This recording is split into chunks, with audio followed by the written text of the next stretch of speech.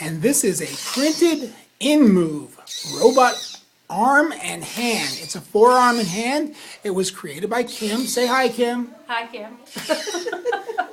Yes, Phil's here too. Say hi, Phil. Hello. And this is the most amazing robot arm I've ever seen this close in person.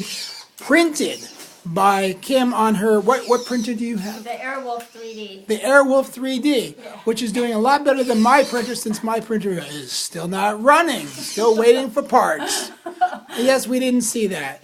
Look at this wonderful hand and all of its gestures. Yes, I did It does pull the multiple camera gestures. down. Some of them not so nice. And it's even integrated. All right. Thank you very much, Kim. I take it to the. I thought I would take it to the Robot Expo, but I mean, of course, I'd have to reprogram it.